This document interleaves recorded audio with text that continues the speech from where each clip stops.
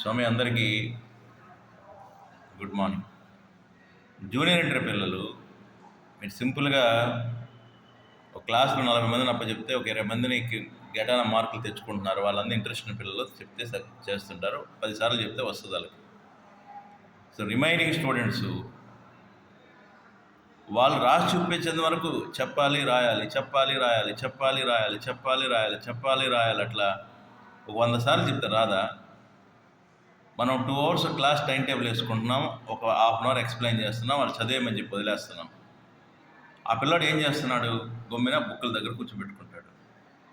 ఆ టైంలో బాబు రాసి చూపించే వాళ్ళు బయట కూర్చోండి, ఎవరు రాదా వాళ్ళు కూర్చోండి, ఇక్కడ నేను మళ్ళీ చెప్పిస్తాను. రాసి చూపించే వాళ్ళు బయట కూర్చోండి, మళ్ళీ ఎవరు రాదా వాళ్ళు కూర్చోండి, మళ్ళీ చెప్పిస్తాను. అట్లా ఒక 100 సార్లు 50 సార్లు చెప్పిస్తే 2 hours టీచ్ చేస్తూనే ఉంటే మీరు ప్రతి పిల్లలు ఎందుకు సక్సెస్ ఖర్చు అసలు ఫెయిల్యూర్స్ ఎందుకు వస్తారు?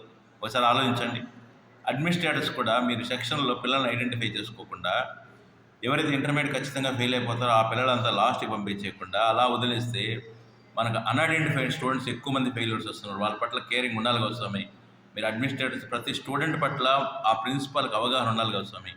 కొద్ది కేర్ తీసుకొని ఇంటికి పోయేటప్పుడు ప్రతి స్టూడెంట్ మంచి మార్కులతో రేపు ఐపీ రాసే స్టూడెంట్స్ ఇంటికి వెళ్ళాలి స్వామి. ప్రతి ఒక్కరికి కేరింగ్ అవసరం. Thank you Swamy.